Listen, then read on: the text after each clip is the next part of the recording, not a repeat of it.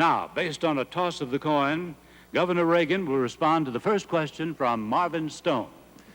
Governor, as you're well aware, the question of war and peace has emerged as a central issue in this campaign. In the give and take of recent weeks, President Carter has been criticized for responding late to aggressive Soviet impulses, for insufficient buildup of our armed forces, and a paralysis in dealing with Afghanistan and Iran.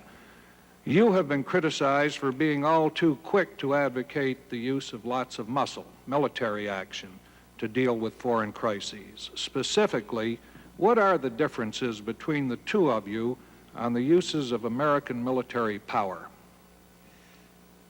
I don't know what the differences might be because I don't know what Mr. Carter's policies are. I do know what he has said about mine.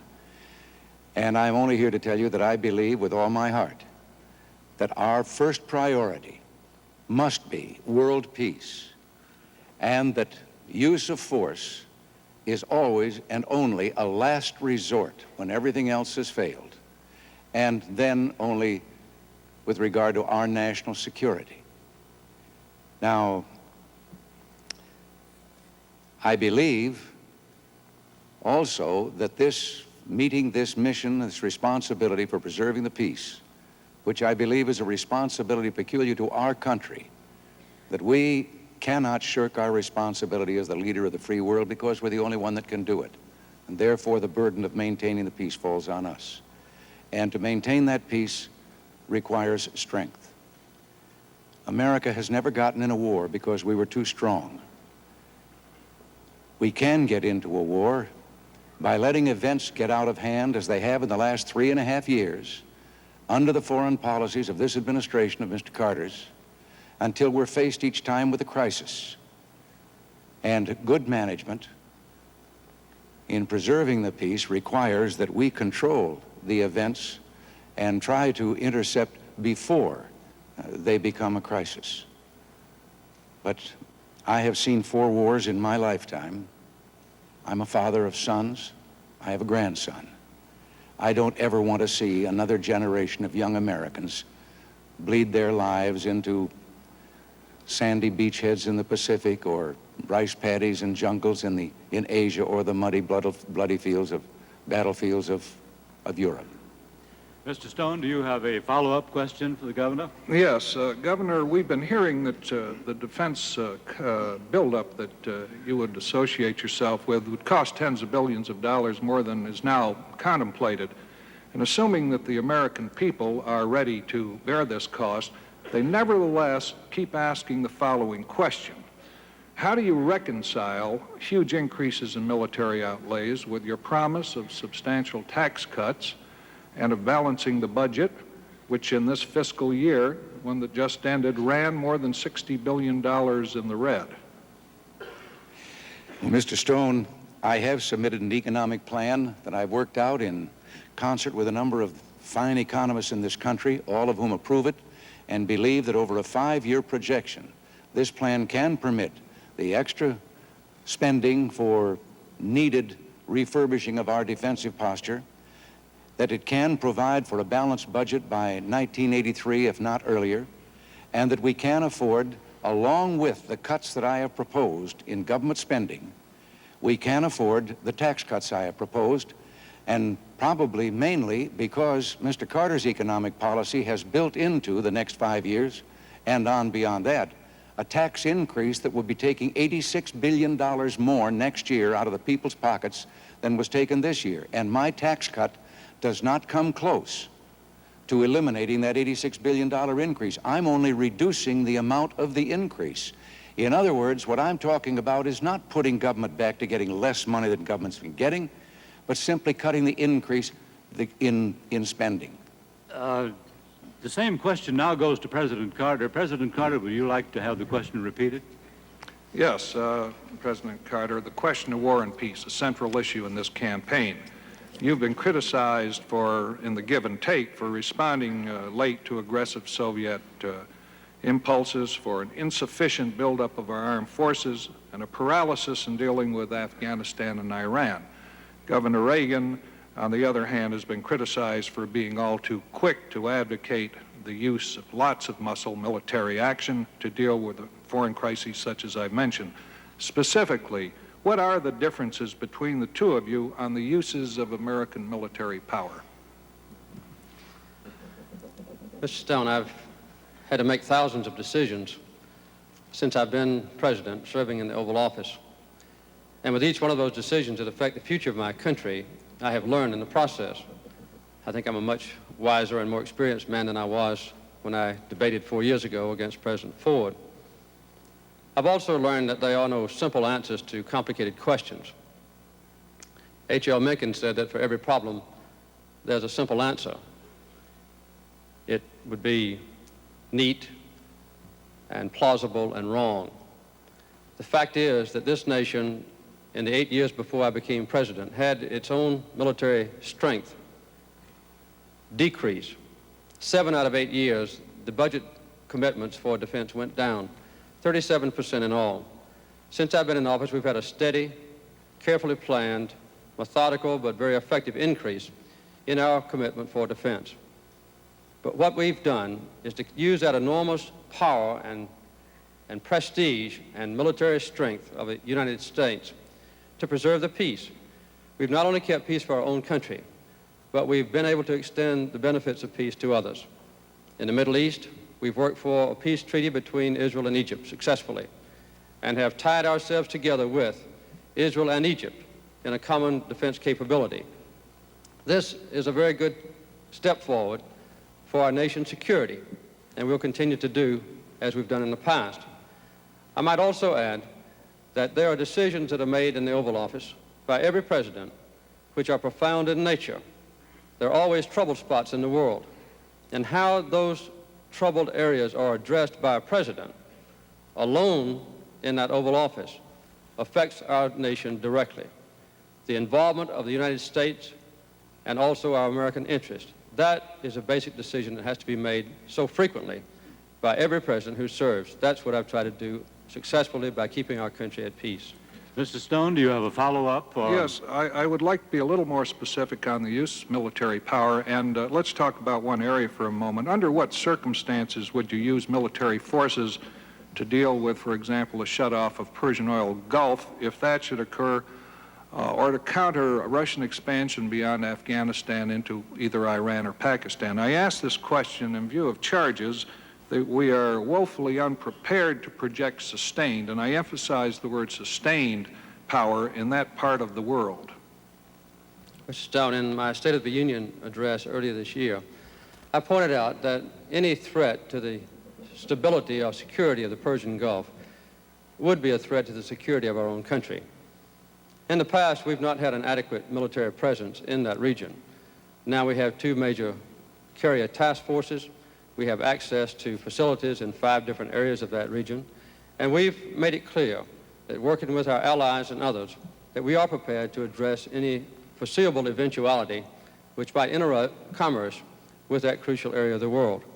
But in doing this, we have made sure that we address this question peacefully, not injecting American military forces into combat, but letting the strength of our nation be felt in a beneficial way. This, I believe, has assured that our interests will be protected in the Persian Gulf region, as we've done in the Middle East and throughout the world.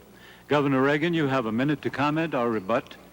Well, yes, I question the figure about the decline in defense spending under the 2 previous administrations in the preceding 8 years to this administration. I would call to your attention that we were in a war that wound down during those 8 years, which of course made a change in military spending because of turning from war to peace. I also would like to point out that Republican presidents in those years, faced with a Democratic majority in both houses of the Congress, found that their requests for defense budgets were very often cut.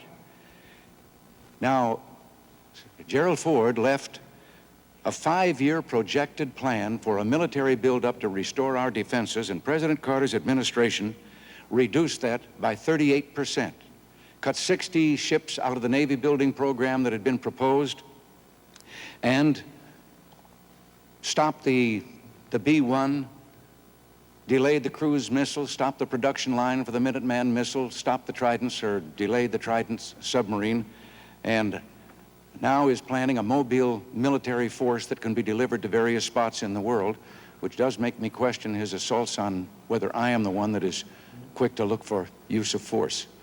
President Carter, you have the last word on this question.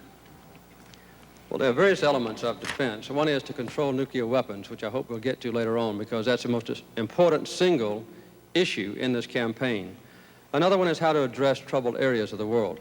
I think habitually, Governor Reagan has advocated the injection of military forces into troubled areas, when I and my predecessors, both Democrats and Republicans, have advocated resolving those troubles and those difficult areas of the world peacefully, diplomatically, and through negotiation. In addition to that, the buildup of military forces is good for our country because we've got to have military strength in order to preserve the peace. But I'll always remember that the best weapons are the ones that are never fired in combat, and the best soldier is one who never has to lay his life down on the field of battle. Strength is imperative for peace, but the two must go hand in hand. Thank you, gentlemen. The next question is from Harry Ellis to President Carter. Mr. President, when you were elected in 1976, the Consumer Price Index stood at 4.8%.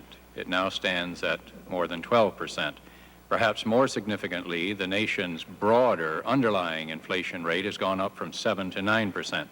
Now, a part of that was due to external factors beyond U.S. control, notably the more than doubling of oil prices by OPEC last year.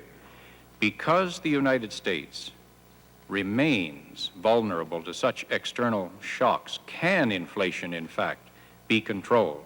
If so, what measures would you pursue in a second term?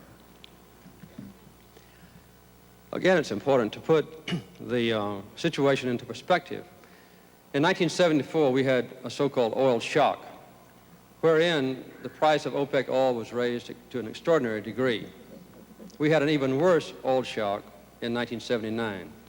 In 1974, we had the worst recession, the deepest and most penetrating recession since the Second World War. The recession that resulted this time was the briefest we've had since the Second World War. In addition, we've brought down inflation. Early this year, the first quarter, we did have a very severe inflation pressure brought about by the OPEC price increase. It averaged about 18% the first quarter of this year. The second quarter, we had dropped it down to about 13%. The most recent figures, the last 3 months of the third quarter of this year, the inflation rate is 7%. Still too high, but it illustrates very vividly that in addition to providing an enormous number of jobs, 9 million new jobs in the last 3.5 years, that the inflationary threat is still urgent on us. I noticed that Governor Reagan recently mentioned the Reagan-Kemp-Roth proposal, which his own running mate, George Bush, described as voodoo economics, and said that it would result in a 30% inflation rate. And Business Week, which is not a Democratic publication, said that this Reagan-Kemp-Roth proposal, and I quote them, I think, was completely irresponsible and would result in inflationary pressures which would destroy this nation. So our proposals are very sound and very carefully considered to stimulate jobs, to improve the industrial complex of this country, to create tools for American workers, and at the same time would be anti-inflationary in nature. So to add 9 million new jobs, to control inflation, and to plan for the future with the energy policy now intact as a foundation is our plan for the years ahead. Mr. Ellis, do you have a follow-up question from Mr. Carter? Yes, Mr. President, you have mentioned the creation of 9 million new jobs. At the same time, the unemployment rate still hangs high, as does the inflation rate. Now, I wonder, can you tell us what additional policies you would pursue in a second administration in order to try to bring down that inflation rate? And would it be an act of leadership to tell the American people they're going to have to sacrifice to adopt a leaner lifestyle for some time to come? Yes, we have demanded that the American people sacrifice, and they've done very well. As a matter of fact, we are importing today about 1/3 less oil from overseas than we did just a year ago. We've had a 25% reduction since the first year I was in office. At the same time, as I said earlier, we have added about 9 million net new jobs in that period of time, a record never before achieved.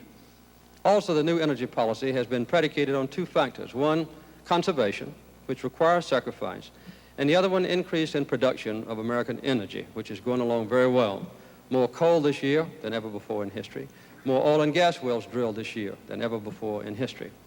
The new economic revitalization program that we have in mind, which will be implemented next year, would result in tax credits which would let business invest in new tools and new factories to create even more new jobs, about 1 million in the next 2 years.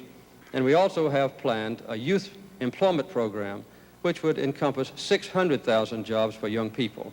This has already passed the House, now has an excellent prospect to pass the Senate. Now the same question goes to Governor Reagan. Governor Reagan, would you like to have the question repeated? Governor Reagan, during the past 4 years, the Consumer Price Index has risen from 4.8% to currently over 12%. And perhaps more significantly, the nation's broader underlying rate of inflation has gone up from 7 to 9%. Now, a part of that has been due to external factors beyond U.S. control, and notably the more than doubling of OPEC oil prices last year, which leads me to ask you whether, since the United States remains vulnerable to such external shocks, can inflation in fact be controlled? If so, specifically what measures would you pursue? Mr. Ellis, I think this idea that has been spawned here in our country that inflation somehow came upon us like a plague and therefore it's uncontrollable and no one can do anything about it is entirely spurious, and it's dangerous to say this to the people. When Mr. Carter became president, inflation was 4.8%, as you said. It had been cut in two by President Gerald Ford. It is now running at 12.7%.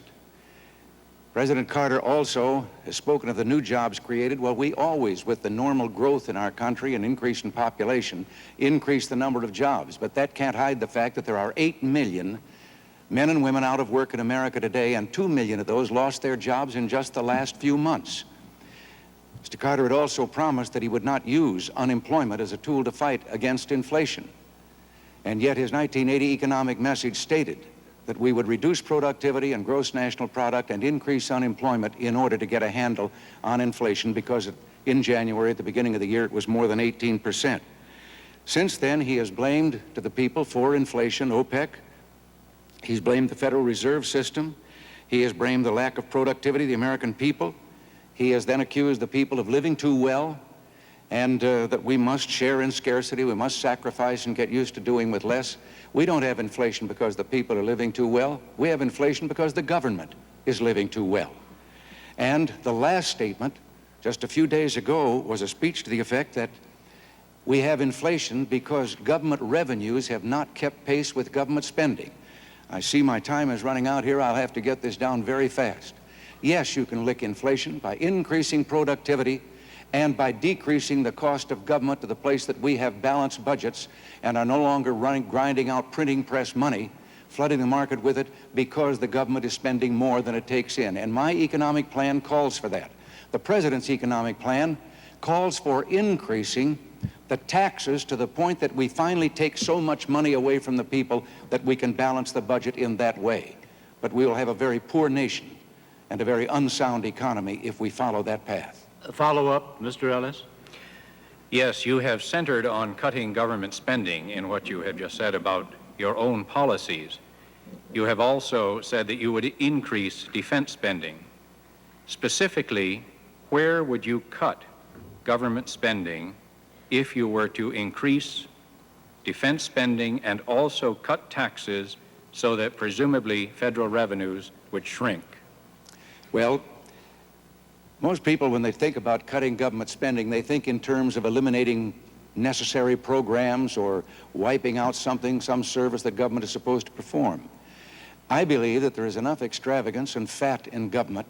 As a matter of fact, one of the secretaries of HEW under Mr. Carter testified that he thought there was $7 billion worth of fraud and waste in welfare and in the medical programs associated with it.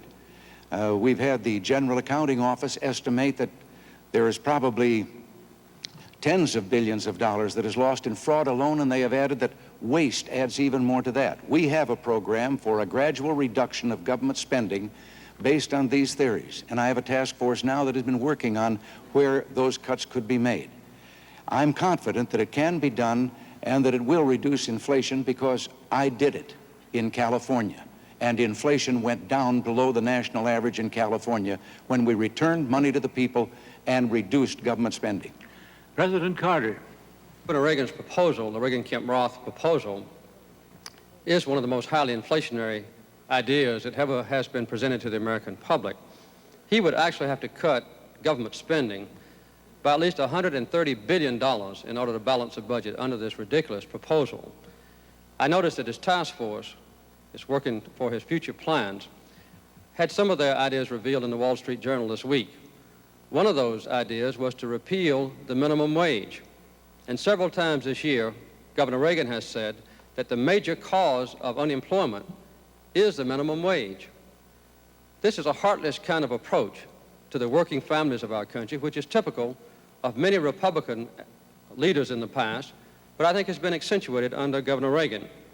In California, I'm surprised Governor Reagan brought this up, he had the 3 largest tax increases in the history of that state under his administration.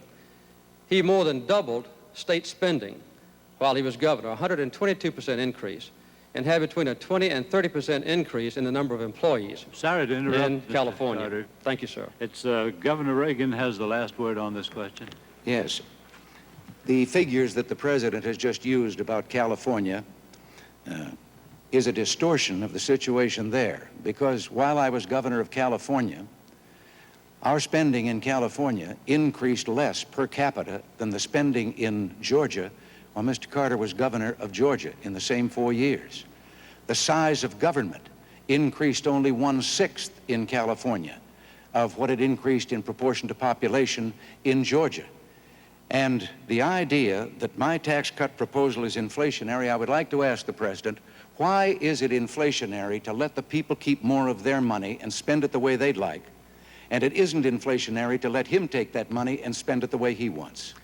I wish that question need not be rhetorical, but it must be because we've run out of time on that. For Walters. Mr. President, the eyes of the country tonight are on the hostages in Iran. I realize this is a sensitive area, but the question of how we respond to acts of terrorism goes beyond this current crisis. Other countries have policies that determine how they will respond. Israel, for example, considers hostages like soldiers and will not negotiate with terrorists. For the future, Mr. President, the country has the right to know, do you have a policy for dealing with terrorism wherever it might happen? And what have we learned from this experience in Iran that might cause us to do things differently if this or something similar happens again? Barbara, one of the blights on this world is the threat and the activities of terrorists. At one of the recent economic summit conferences between myself and the other leaders of the Western world, we committed ourselves to take strong action against terrorism. Airplane hijacking was one of the elements of that commitment. There is no doubt that we have seen in recent years, in recent months, additional acts of violence against Jews in France and, of course, against those who live in Israel by the PLO and other terrorist organizations. Ultimately, the most serious terrorist threat is if one of those radical nations who believe in terrorism as a policy should have atomic weapons. Both I and all my predecessors have had a deep commitment to controlling the proliferation of nuclear weapons in countries like Libya or Iraq. We have even alienated some of our closest trade partners because we have insisted upon the control of the spread of nuclear weapons to those potentially terrorist countries. When Governor Reagan has been asked about that, he makes a very disturbing comment that non-proliferation or the control of the spread of nuclear weapons is none of our business. And when he was asked specifically recently about Iraq, he said there's nothing we can do about it. This ultimate terrorist threat is the most fearsome of all, and it's part of a pattern where our country must stand firm to control terrorism of all kinds. Ms. Walters, a follow-up? Yes. While we are discussing policy, Had Iran not taken American hostages, I assume that in order to preserve our neutrality, we would have stopped the flow of spare parts and vital war materials once war broke out between Iraq and Iran. Now we're offering to lift the ban on such goods if they let our people come home. Doesn't this reward terrorism, compromise our neutrality, and possibly antagonize nations now friendly to us in the Middle East? We will maintain our position of neutrality in the Iran and Iraq war. We have no plans to sell additional material or goods to Iran that might be of a warlike nature. When I made my decision to stop all trade with Iran as a result of the taking of our hostages, I announced then and have consistently maintained since then that if the hostages are released safely, that we would make delivery on those items which Iran owns, which they have bought and paid for. Also, that the frozen Iranian assets would be released. That's been a consistent policy, one I intend to carry out. Would you repeat the question now for Governor Reagan, please, Ms. Walters? Yes. Governor, the eyes of the country tonight remain on the hostages in Iran, but the question of how we respond to acts of terrorism goes beyond this current crisis. There are other countries that have policies that determine how they will respond. Israel, for example, considers hostages like soldiers and will not negotiate with terrorists. For the future, the country has the right to know, do you have a policy for dealing with terrorism wherever it might happen? And what have we learned from this experience in Iran that might cause us to do things differently if this or something similar should happen again? Barbara, you've asked that question twice. I think you ought to have at least one answer to it. I have been accused lately of having a secret plan with regard to the hostages. Now, this comes from an answer that I've made at least 50 times during this campaign to the press, which is that the question would be, have you any ideas of what you would do if you were there? And I said, well, yes. And I think that anyone that's seeking this position, as well as other people probably, have thought to themselves, what about this, what about that? These are just ideas of what I would think of if I were in that position and had access to the information in which I would know all the options that were open to me. I have never answered the question, however, second, the one that says, well, tell me, what are some of those ideas? First of all, I would be fearful that I might say something that was presently underway or in negotiations and thus expose it and endanger the hostages. And sometimes I think some of my ideas might involve quiet diplomacy where you don't say in advance or say to anyone what it is you're thinking of doing. Your question is difficult to answer because in the situation right now, no one wants to say anything that would inadvertently delay in any way the return of those hostages if there is a chance of their coming home soon, or that might cause them harm.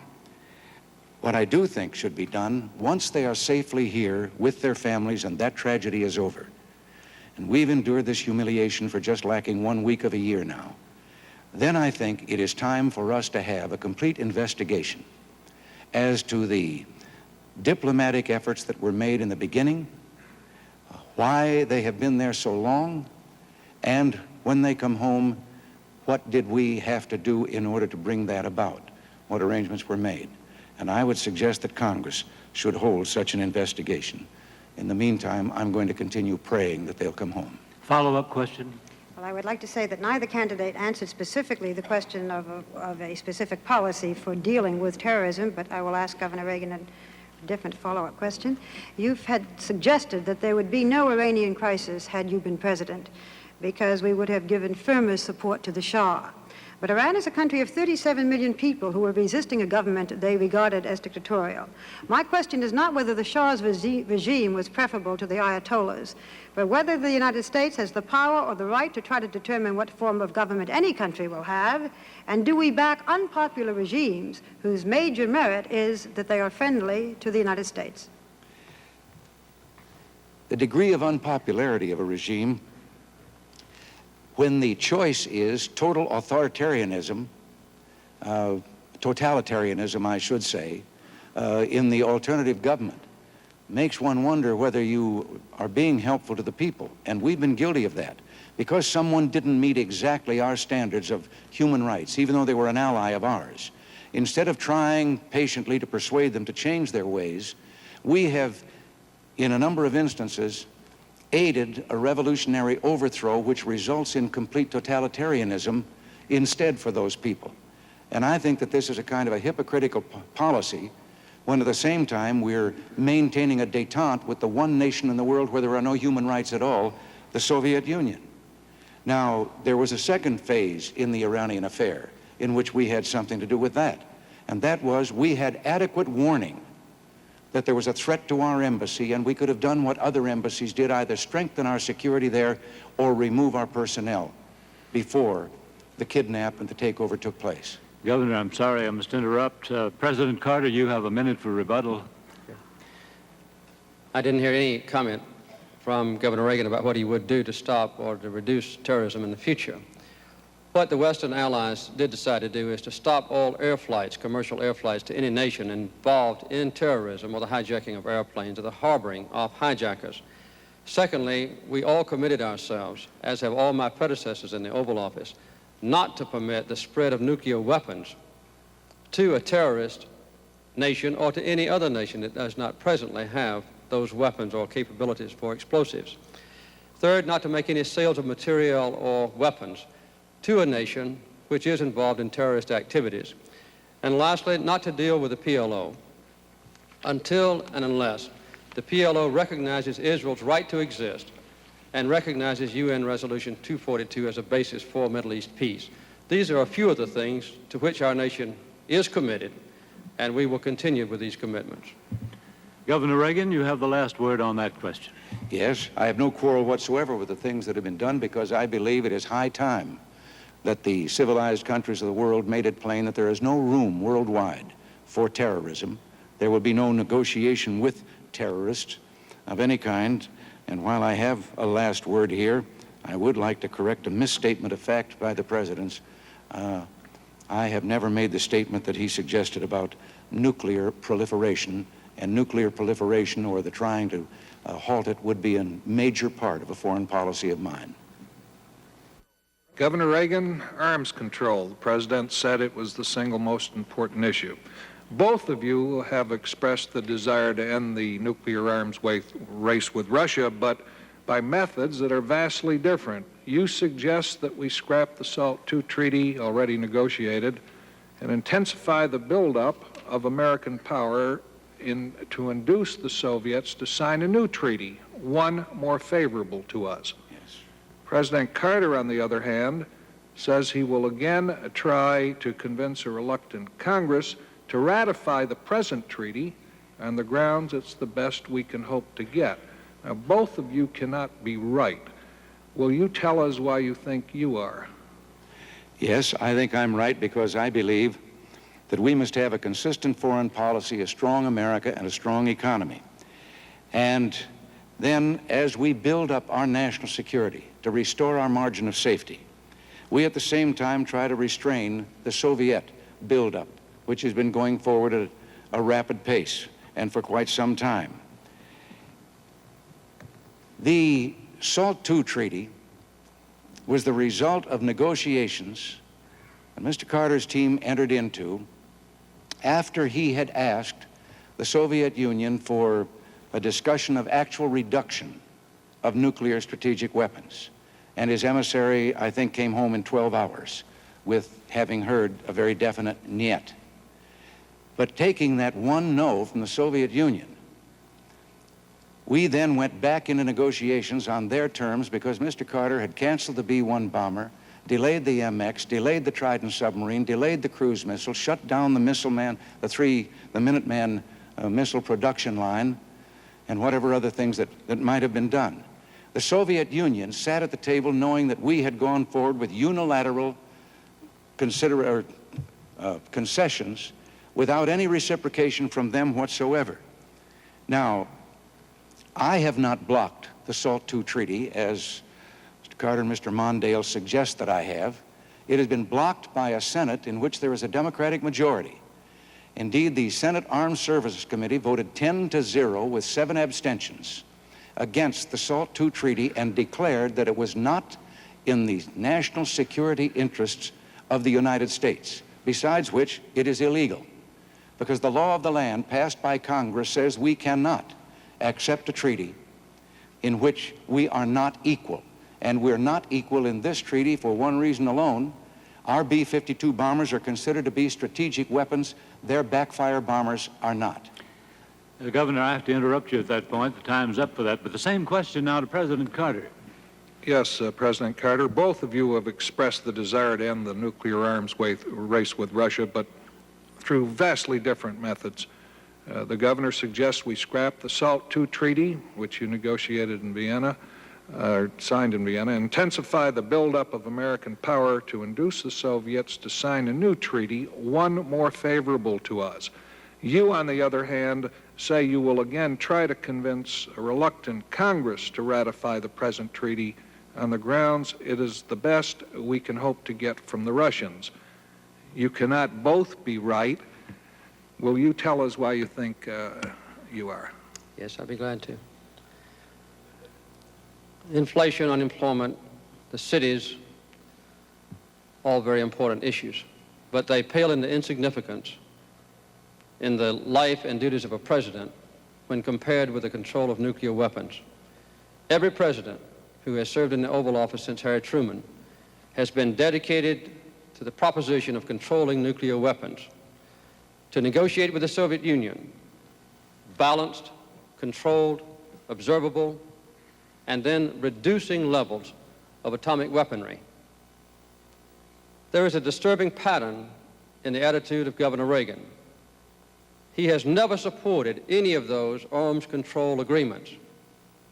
The limited test ban, SALT I, nor the anti-ballistic missile treaty, nor the Vladivostok treaty negotiated with the Soviet Union by President Ford, and now he wants to throw into the wastebasket a treaty to control nuclear weapons on a balanced and equal basis between ourselves and the Soviet Union, negotiated over a 7-year period by myself and my 2 Republican predecessors.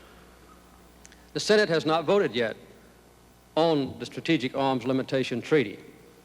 There have been preliminary skirmishings in the committees of the Senate, but the treaty has never come to the floor of the Senate for either a debate or a vote.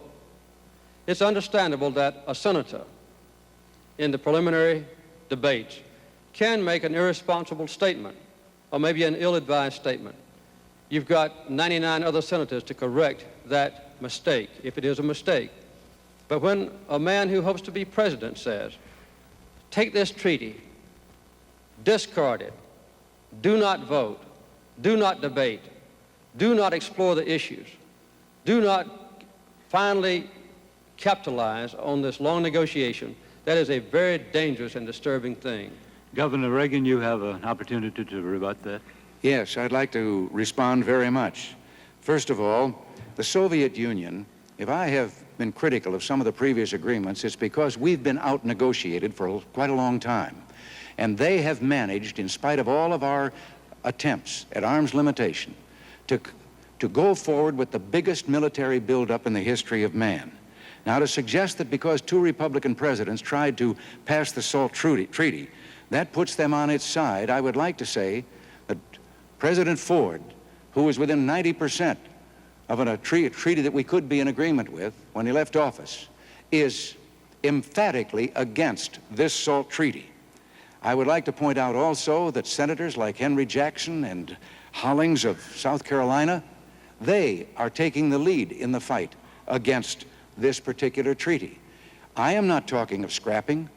I am talking of taking the treaty back and going back into negotiations, and I would say to the Soviet Union, we will sit and negotiate with you as long as it takes to have not only legitimate arms limitation, but to have a reduction of these nuclear weapons to the point that neither one of us represents a threat to the other.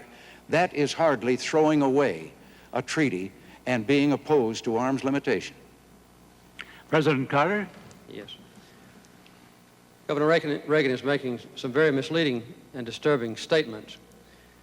He not only advocates the scrapping of this treaty, and I don't know that these men that he quotes are against the treaty in its final form, but he also advocates the possibility, he said it's been a missing element, of playing a trump card against the Soviet Union of a nuclear arms race. and insisting upon nuclear superiority by our own nation as a predication for negotiation in the future with the Soviet Union. If President Brezhnev said, we will scrap this treaty, negotiated under 3 American presidents over a 7-year period of time, we insist upon nuclear superiority as a basis for future negotiations, and we believe that the launching of a nuclear arms race is a good basis for future negotiations, it's obvious that I, as president, and all Americans would reject such a proposition. This would mean the resumption of a very dangerous nuclear arms race. It would be very disturbing to American people. It would change the basic tone and commitment that our nation has experienced ever since the Second World War, with all presidents, Democratic and Republican, and would also be very disturbing to our allies, all of whom support this nuclear arms treaty. In addition to that, the adversarial relationship between ourselves and the Soviet Union would undoubtedly deteriorate very rapidly.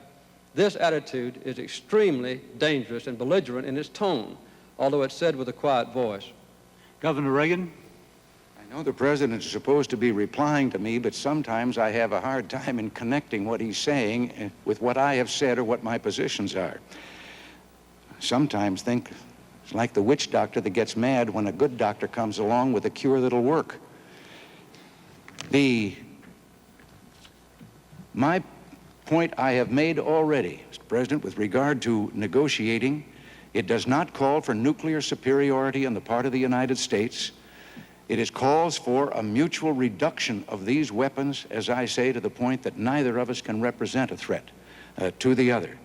And to suggest that the SALT II treaty that your negotiators negotiated was just a continuation and based on all of the preceding efforts by 2 previous presidents is just not true. It was a new negotiation because, as I say, President Ford was within about 10% of having a solution that could be acceptable. And I think our allies would be very happy to go along with a fair and verifiable SALT agreement. President Carter, you have the last word on this question.